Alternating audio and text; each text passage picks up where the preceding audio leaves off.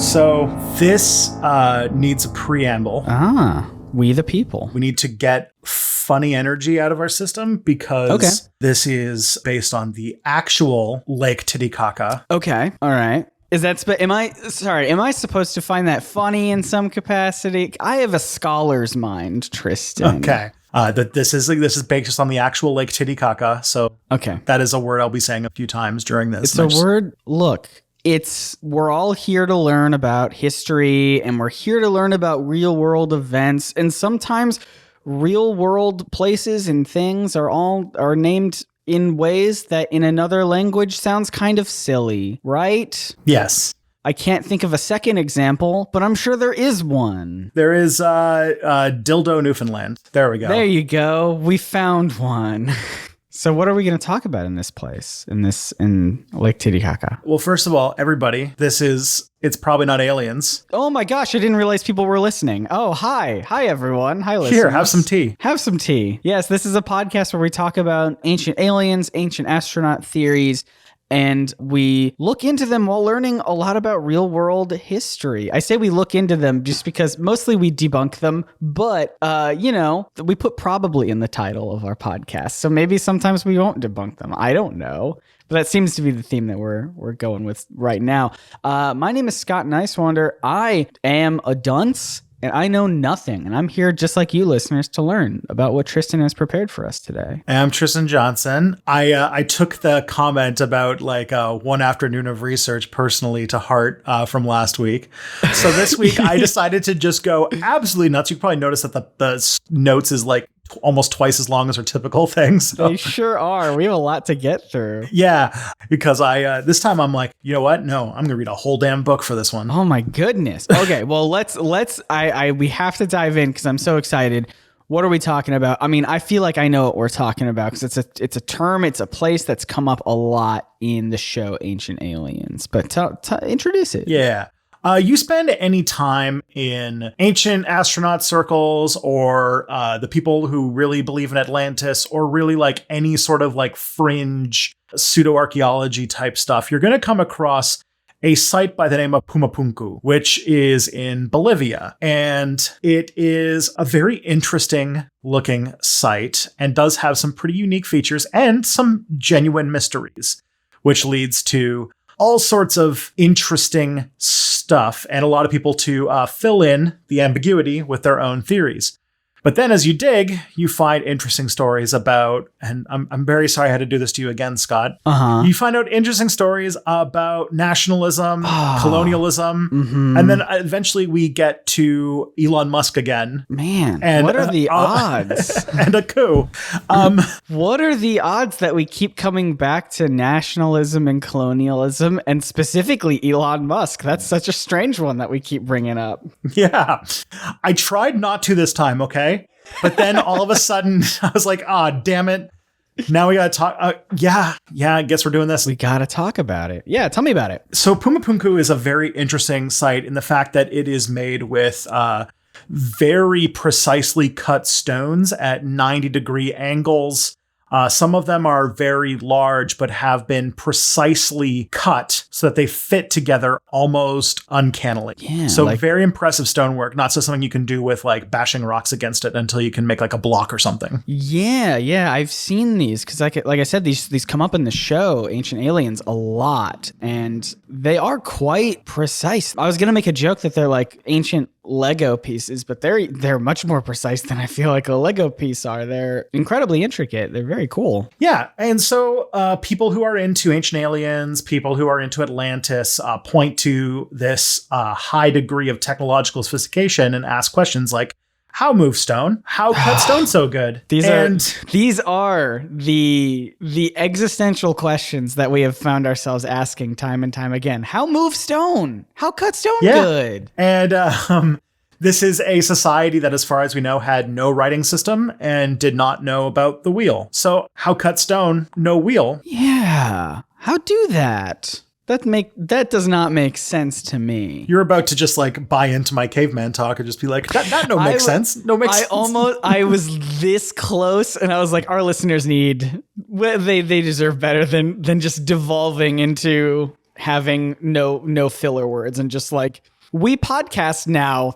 Listen. I think that's the Joe Rogan experience. But anyways, I loved it. This is a complete aside, but I just remembered that somebody like perfectly described it's like Joe Rogan feels like a steps con who got interested in intellectual things one day and just brings the smartest people before him and be like, explain to Joe why sun so bright. How sky blue, but space black? What? Exactly. And but they did the tagline is that he believes everything they say. This is going to be my next D&D character, barbarian who wants to collect knowledge but isn't very bright. It's going to be great. This is incredible. Less about the most popular podcaster in the world and more about this second most popular. Exactly, the second most popular one. Yeah. So Pumapunku is part of a site called Tiwanaku. And Tiwanaku is probably the most mysterious but yet popular site in the pre-Hispanic Andean region, which is sort of like the place where people speak Quechua. It's sort of like the homeland of the Inca Empire. Okay. But Tiwanaku is in Bolivia. It's about 3,900 meters above sea level, which is a lot, to the point where like these people like lived with slightly less oxygen than normal. Oh, goodness. Yeah. So it's like a pretty like out there place. And it was the center of a civilization called the Tiwanaku people, for lack of a better word. And they lived from about the years 400 to 1000 CE and dominated much of the Andes Mountains region. There were a system of raised fields that fed it, where they grew crops around the shores of Lake Titicaca, which is about 10 kilometers away from the site. The monuments at the site are made out of andesite, which is, a stone that's common in the region. And it was so big and so impressive that not only did it inspire a lot of Incan architecture, but also the Incans, despite not being related to them, claimed that they were descended from these. Oh, that's interesting. That's like, I've got an uncle who works at Nintendo. Yeah, trust me. I know all the hot tips, all the stuff that's coming out. My dad works for Nintendo. Use the Strength HM on the truck, and you get Mew. But the thing about this site is, and this happened a lot too. Like there's another site in Mexico called Teotihuacan, and these sites are very old, and then they were abandoned by the civilization that built them, and then another civilization comes back later and like reveres it. The people of the Mexica people in Mexico thought that it was like built by gods. So it's like interesting stuff here. So I was just going to comment really quickly. Because I live in a place called Roanoke, Virginia, which people mistake for Roanoke, North Carolina, which is a place where people the history books will say that people mysteriously vanished and disappeared, much like the places that you're talking about here. Are there any ancient astronaut theories about Roanoke, North Carolina, or is that too white people to be an ancient astronaut thing? That is a very good question. I don't have an answer for. Yeah, that could be a fun one to look into, just because I live in a different Roanoke that people constantly mistake for it, and so I would love to dedicate an episode to a different Roanoke just to get it out of my system, potentially. As someone who lives in a London, I understand. There you go. We both live in the lesser popular cities of the bigger named cities. That sentence didn't make sense, but you know what I meant. Roanoke is its own fun. It's a fun mystery, though. It sure is. We're going to subscribe to this podcast so you don't miss it if we talk about it in the future. Yeah, so back to Tiwanaku. So in Tiwanaku, the Incas, much like their Aztec friends to the north, did have a claim that this was like the origin of their civilization and where their gods came from. Even though what it turns out with archaeology and research and such, that they are actually more related to a group called the Wari, who were actually Tiwanaku's imperial rivals. Oh, interesting. Interesting. But by the time the Spanish arrived in South America in the early 16th century, Tiwanaku had been long abandoned and was more of like a mythic place. And it's places like this that probably fueled legends of things like El Dorado and such like that there were like these mythical ancient ruins that were hidden in the interior or in the mountains or in the jungle that could have had treasure. But like the thing is, like, a lot of South America and Central America had a lot of ruins, much like, most of the world does, because there's like, layers of civilizations where like a lasagna of dirt and refuse.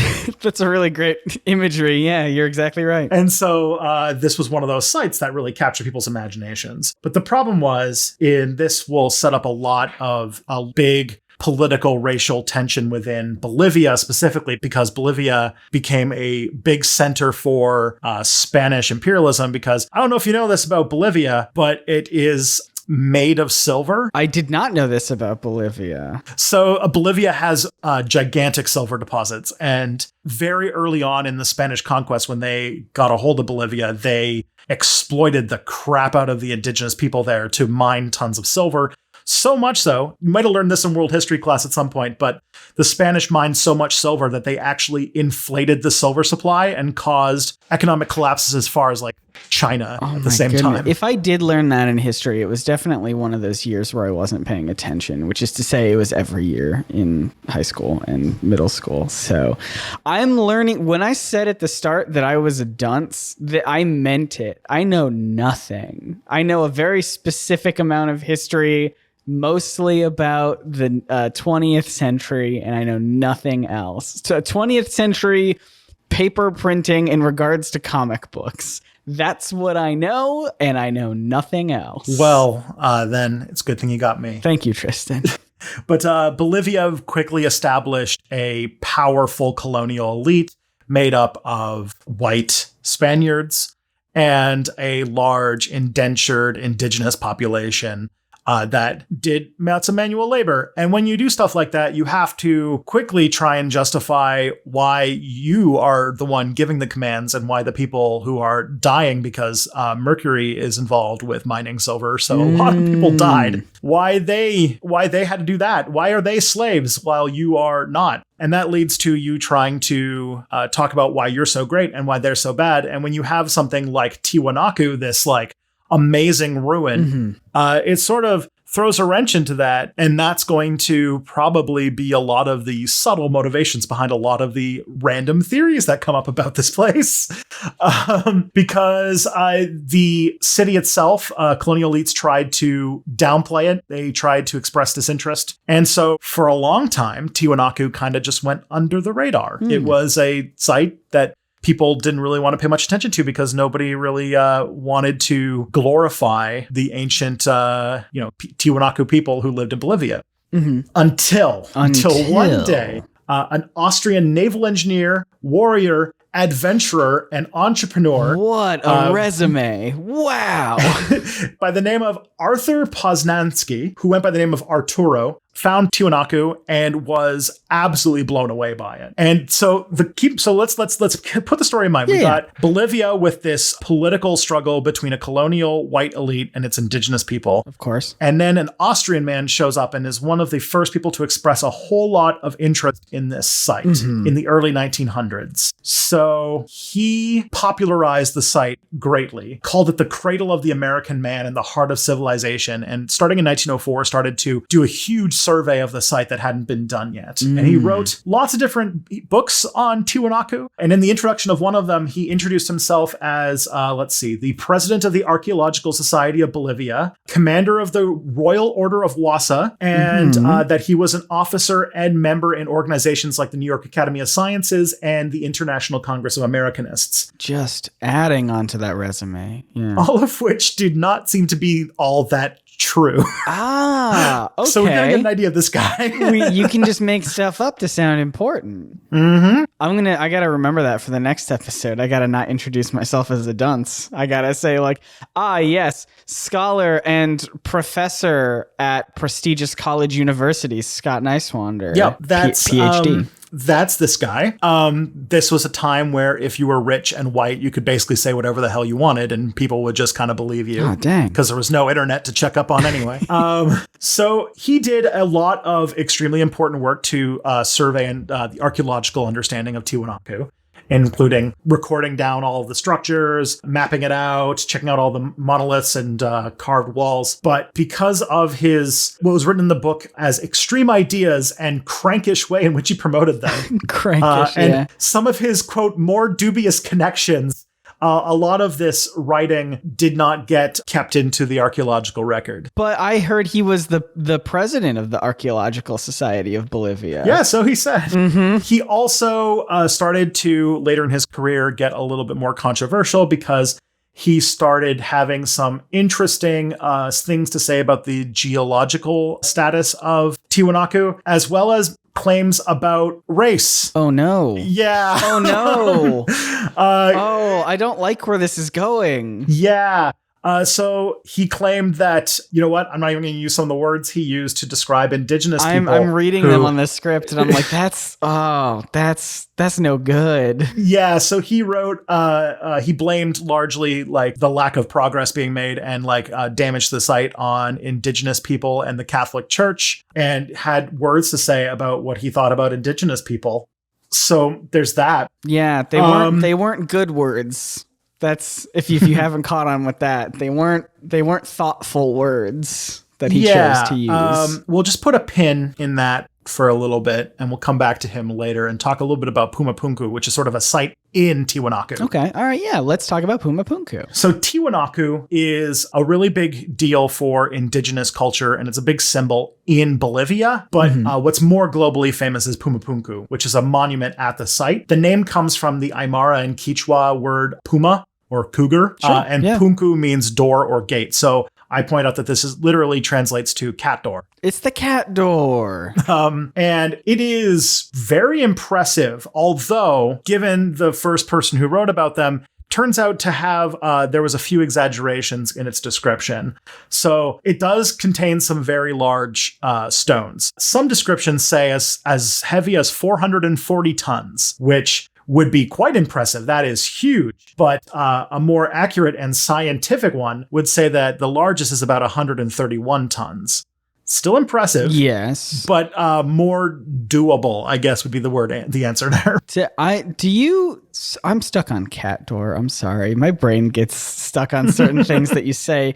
Does that mean a door that looks like a cat, or a door that's made out of cats, or a door that is specifically for cats and only cats? There are three possibilities. My guess is that it probably has something to do with spiritual beliefs and specifically like cougars in that culture. Probably some spiritual significance. I don't know. Is it akin to like a doggy door, where it is a door for your doggy? This is a door for cougar spirits and whatnot. Possibly. That would be something that we probably don't have the best answers for. Gotcha. Because what we'll learn is that a lot of question marks exist around the site of Pumapunku. Gotcha. All right. I'll stop quizzing you on. I'll get back to the stuff that you did actually do research on, and not me being like, but what do these words mean? So yeah, the biggest one weighs about 131 tons. Yes. Which is very heavy and pretty hard to move, but not like 440 tons hard to move. Then the second largest is only 85 tons. Only. Yeah. Easy peasy. I mean, how much can you deadlift? Probably less than 1 ton. Probably, to be perfectly honest. A little bit less, maybe. Yeah. All right, that's fair. But yeah, like a lot of the site though is made of stones that are like ones you can actually pretty easily move. So the first question of like how move big stone? Most of the stones are not humongous stones. Fair enough. There's a select few that seem challenging and tricky, but for the most part, like it's big stones, but it's not undoable. Yep. Also, doing some petrographic analysis, they have found that the stones probably came from a quarry site that's near Lake Titicaca, which is only about 10 kilometers away from the site. The ones that are smaller have come from further away. You say only 10 kilometers. That's still a trek. That's still a ways. Yeah, but with a team of people and like a sled or something like that, I'm sure we don't have the answers to how they did it, but it's not outside of the realm of possibility. There's a lot of different theories about how they were able to do this. Some involve making rope out of llama skin.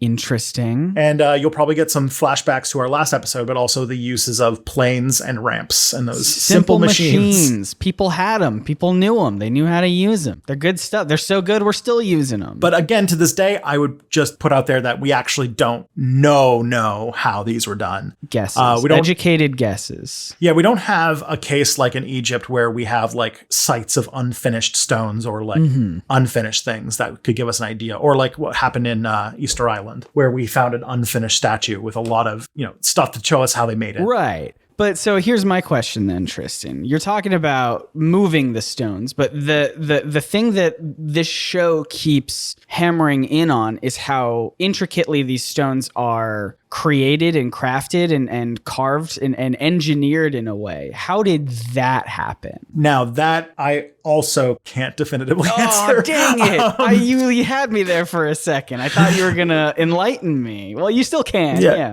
They are very impressive because each stone is like chiseled and designed to interlock with the surrounding stones. If you ever get a chance to do a Google image search on Pumapunku, and you can see how these stones are, oh my gosh, incredibly good at being fit with each other. Yes, please Google image search any episode topic that we talk about, because almost certainly there's something cool that you can see. And this is an audio podcast, so we can only do so much with words that we have, but just from what I'm seeing, I'll try to paint you a little word picture. These are big stones that look like there are several kind of layers or like steps inside of, like carved inside of them, geometrical shapes inside. And it almost looks like, for being so ancient, it almost looks like a piece of modern art, if I'm being real honest with you. But yeah, just Google it. It's really cool. Yeah, there are two types of impressive stones at Pumapunku. There are those you're talking about, the sort of like H formation ones. Yes. That look like they're like almost like Legos that are designed to fit together and interlock really well. But then there's also things that almost look like a puzzle of stones that just seem to fit perfectly together. Like they've been chiseled to just fit perfectly in layers. And what has been interesting with those is that they are so flush and so like tight together that there are some where you can't even fit a razor blade between them. Oh my God. Yeah, these are really cool. You do yourself a favor, look these up. They're so interesting. Mm-hmm. So what these all imply is that this is a society that had a very strong grasp on things like descriptive geometry. And so they had to be able to draw things in 3 dimensions to be able to cut them properly. That they had some form of precision tools and some way to make precision cuts on stone. Yes. Things that after this civilization fell through one way or another did not pass on to their descendants. The Inca did not have such technology. So it was a technology that was lost in some capacity. And the masonry of the kind of H-shaped ones is also indicating that they probably had an idea of like levels and surface joints, and probably implies that they also had forms of mass fabrication and standardization. There's a lot of signs that they had forms of technology that did not pass on to their descendants, and at the same time, we do not have evidence of how they did it. But it is very impressive. It's incredibly impressive. And yeah, extremely precise, straight lines. I mean, I know that we don't know the exact way of how these were created, but to just imagine that they would do it without specific tools like levels and things to keep these lines so straight and precise, 90-degree angles here and there, like perfect. It's like, so how do you do it? How do you do it? And we do know that a lot of the common tools and techniques that would have been that we know of that existed in the continent at the time, like using hammerstones and things like that, would not have been precise enough to get these like 90-degree angles that are so sharp. So what the answer is that there's something that this technique is waiting to be explained. We don't have anything that shows how they were able to do it exactly. They learned it. But guess what? Yeah. I don't know where they learned it from, but aliens. I will say that this is where our friend Poznansky comes in with his explanation. All right. Hit me with it, trustworthy Poznansky. So his solution was, first of all, that obviously, remember how I said he had controversial ideas about geology? Yes. So he claimed that this place that is on top of a mountain was once a port. Okay. Because it used to be at a much lower altitude, but the geological changes that caused the sinking of Atlantis led it to be pushed up into the high mountains where it is now. The Earth gives and it takes. It took Atlantis below and it pushed Pumapunku upwards. And in this event, the Aztlan people that he wrote about were forced to flee, and that's how they spread their civilizations throughout the Americas. So the Aztlan people are a mythical, or not a mythical people, but it comes from the Mexica people in Mexico, where the sort of origin myth of the Aztecs, or what would become the people of Tenochtitlan, who became like the head of the Aztec Triple Alliance.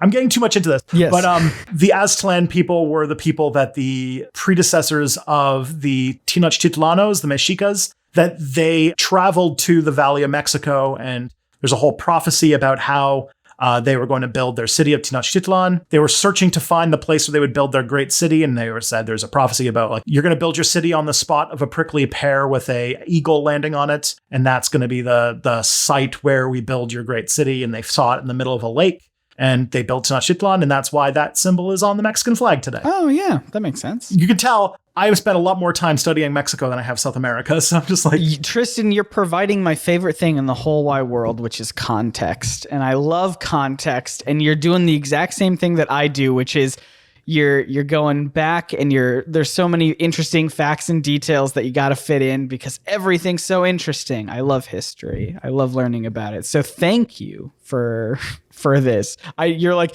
oh, I'm in the weeds. Get more in the weeds.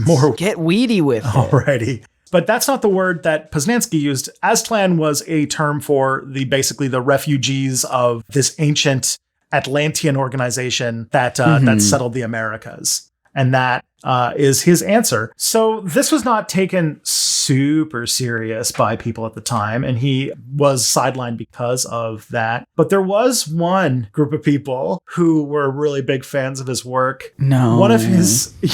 No, don't say it. No, don't say it out loud with your mouth. Yeah, he used to give a lot of papers at German conferences and with German scholars, and he was a friend of a fellow explorer by the name of Edmund Kiss, who helped popularize him, who was also, he worked for a little group called the SS. No!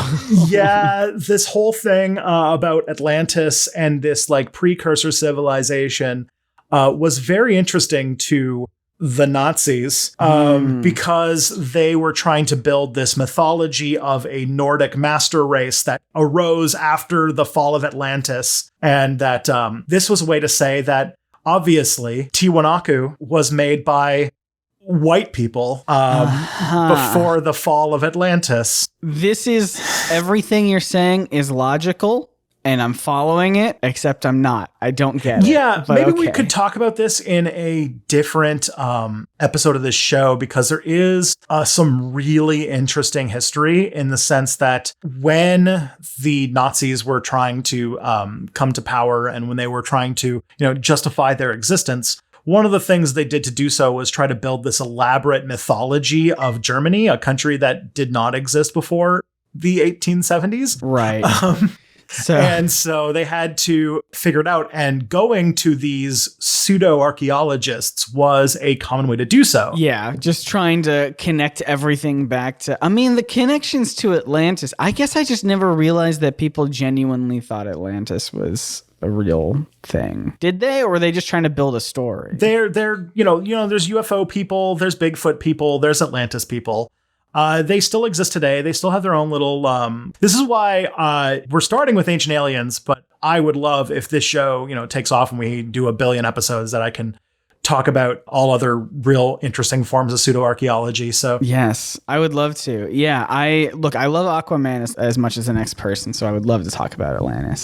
So this all, to kind of like bring it home, speaks to these ideas about nationalist archaeology, and this is what a lot of the Tiwanaku and Pumapunku site speak to. And I'll get into that in a second. But basically, there's a lot of nationalism attached to archaeology. Mm-hmm. And I read this in a wonderful book that is escaping my memory because I wrote it. I read it like 4 years ago for the Ancient Aliens episode of Step Back that I made. There you go. But there are lots of cases, and especially a lot of cases of pseudo-archaeology and things like big hoaxes and things like that can be linked to trying to find some sort of nationalist agenda.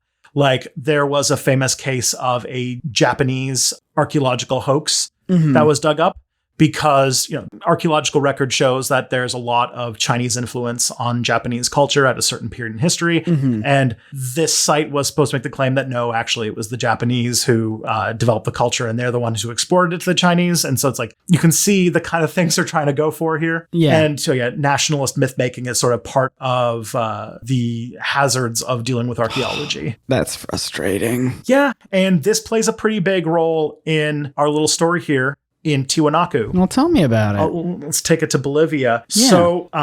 So Bolivia is named after Simón de Bolívar, the great revolutionary leader who basically freed a bunch of South American countries and Central American countries too from Spanish imperialism. So he was a big leader. But these revolutionaries then needed to build a country in Bolivia when there was never a Bolivia before Spaniards showed up. So they had to build a lot of like their own myths and like identity to try and figure out like what does it mean to be Bolivian if this country existed for the sole purpose of being a colony for Spaniards. And before that, it was multiple different cultures and empires and ethnic groups living in various layers and such. Yeah, it's a challenging question. So when Bolivia got independence, its second president in 1825, President Antonio José de Sucre, actually had the Gateway of the Sun, which is part of the Tiwanaku site, actually excavated to serve as a symbol of the nation. This is not part of Pumapunku, but it has similar engineering. And there was, again, the 19th and 20th century, a lot of these indigenous artifacts were the source of contention because even though the Spanish throne had been, freed from Bolivia, there were still a entrenched non-indigenous elite that did not want Tiwanaku to be a symbol of their country because it was a symbol of indigenous people, and indigenous people were, not the desirable racial caste. I don't like that. Yeah. And then things started to change in a very interesting way. So in 1932, there was a monolith discovered by an American archaeologist by the name of Wendell C. Bennett. And the nationalist newspapers attacked him because at this point, Bolivia and Paraguay were having some political tension. And, they were nationalists. They were Bolivian nationalists. They didn't want an American foreigner coming and excavating their site. So they actually kind of pushed them away. Nobody wants American foreigners anywhere. Mm-hmm. So. But because of fears that this monolith was going to be destroyed, Poznański coming back, Poznański.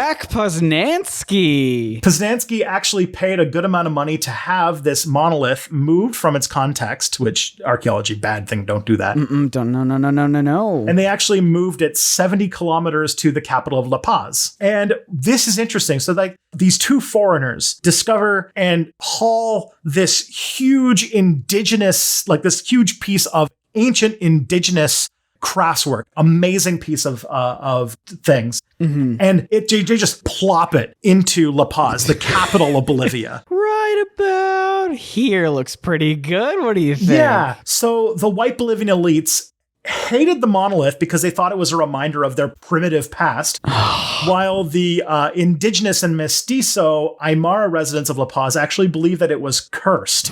And they blamed it for a lot of the bad things that kind of came with that because, it was a tough time to be a Bolivian back then. But then things started to change because that tension went away and that monument stayed and it started to become kind of part of La Paz. And what happened as time moved on is that indigenous artists and like people who were trying to push for indigenous civil rights and stuff like that started to kind of be inspired by it. And it became almost like a symbol of like, indigeneity and like the kind of like proudness of, because like there's this symbol of our great civilization in the middle of our city. Yeah. And so what happened is that in 2002, just to show how much progress it had made, it was returned to Tiwanaku with a procession actually. And there was still some like concerns about curses and things like that with moving it. It's always a concern with curses. And here's the part where I start turning into Tristan and we get to the things, which is that in 2006, Bolivia elected its first indigenous president. His name is Evo Morales. Okay. And anybody who has been listening to the news in the last few years might be familiar with this guy's name. He actually, being the first indigenous president of Bolivia, had his inauguration at the site,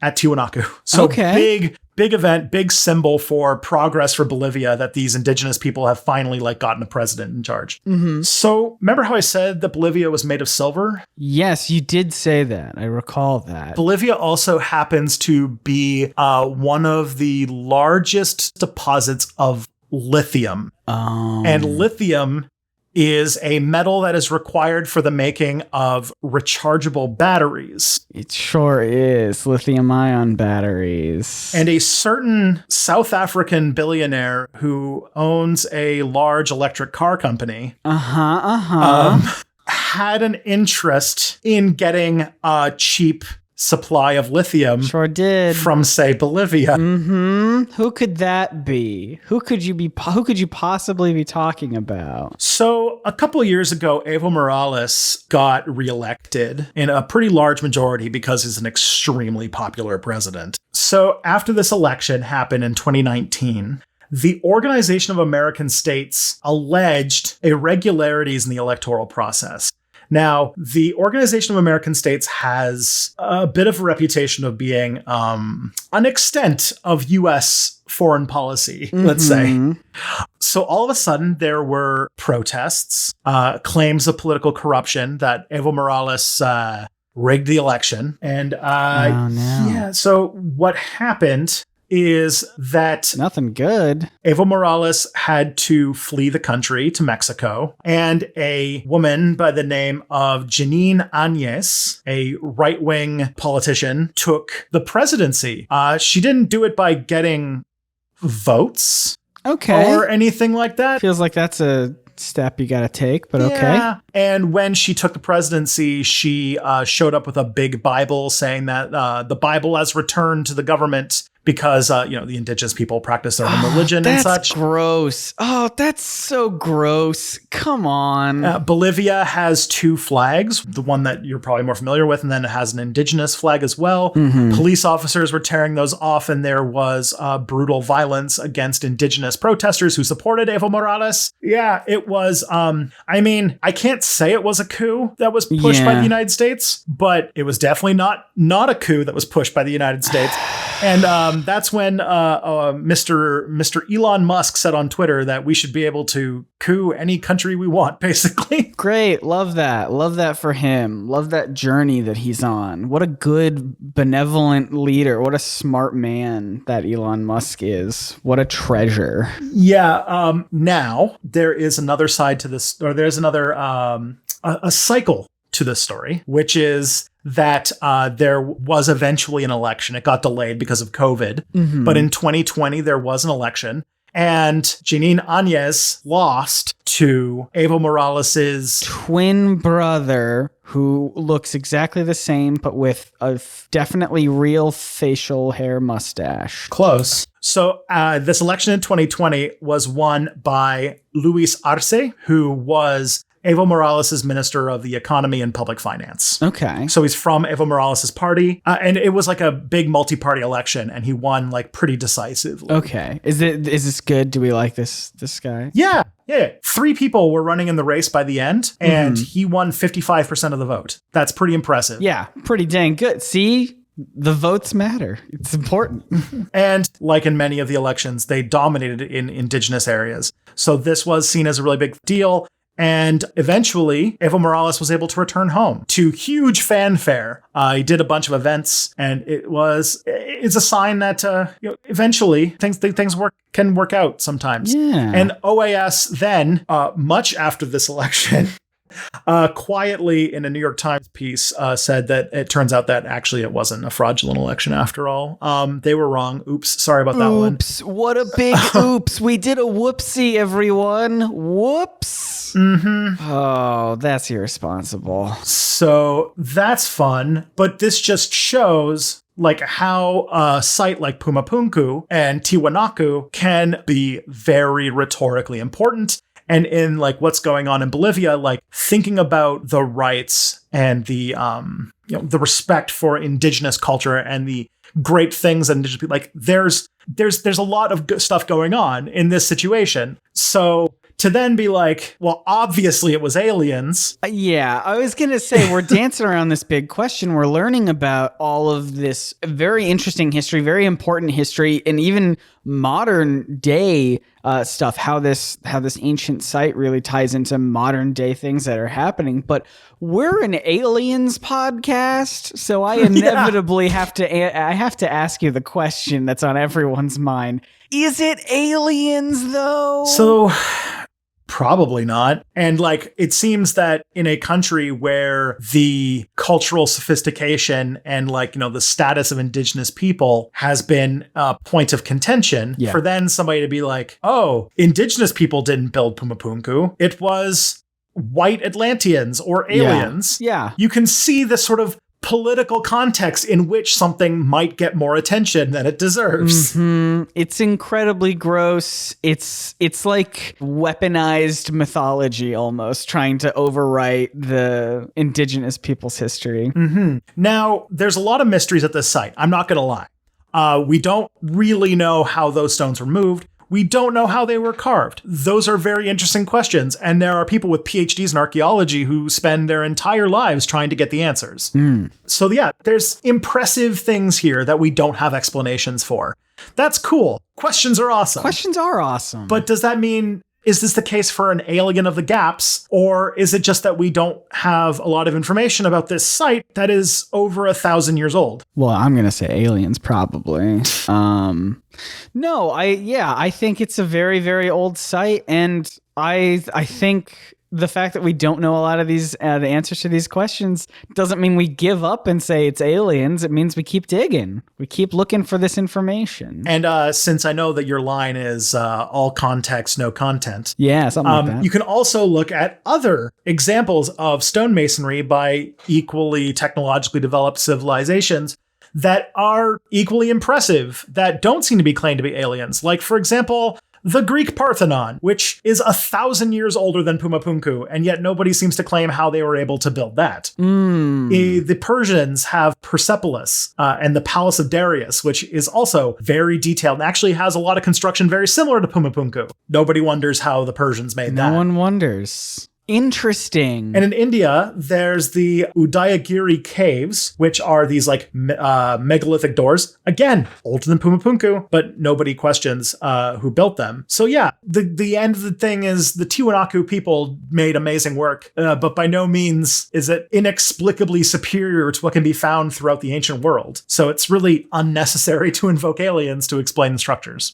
Yeah, you're exactly right. I mean, as you're saying, all of these other sites are older, are equally as impressive, but do you think it's just that there's all those other places have more information about how they were built versus Pumapunku, and so because there's that gap in knowledge, people fill it in with aliens? I mean, a lot of those sites had written words, and I'll tell you one thing, if you are a student of history or archaeology, you'll learn that you want to have your stuff remembered. Having a writing system works in your favor. Although I will say that the region does have a writing system that came before indigenous people, and it's really cool. It has nothing to do with this. Okay. But it's called Kipu writing. And it is a language, it's a written language that's written with knots in string. Oh, that's cool. I like that a lot. But that, as far as we know, has either not been developed or did not, artifacts of it did not survive at the time of Pumapunku. So they didn't have a written language. And that is the main reason why we don't know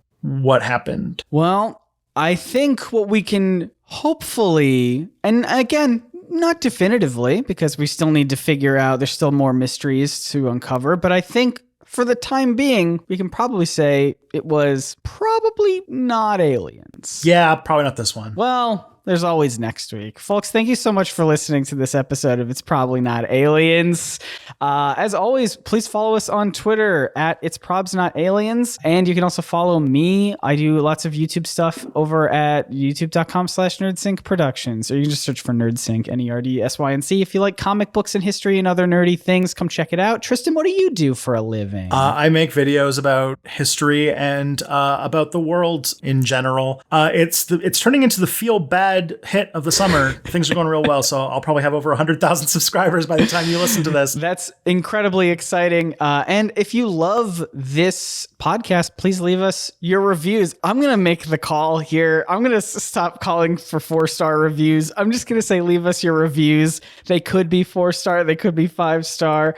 I'm just so worried about this podcast, about the algorithm. We've already dug our grave on this one, but that's okay. To make up for it, please tell your friends about this podcast if you like listening to it. Go back and change your 4-star review to a 5-star review. That's right. All of you listeners who are definitely here still because you like what we talk about, now go back and change it, please. We want to immediately bump up from 4 stars to 5 stars. I don't know why I thought that would be so funny. It's just got me more worried than anything. I was like, it'll be the funniest thing in the world if we're the 4-starist podcast on iTunes. And now every week I'm like, oh, we screwed ourselves over on this one, didn't we? For a really silly joke. But anyway, thanks so much for listening again. And as always, Tristan, you want to take us out of here? Yeah, the truth is out there. Probably.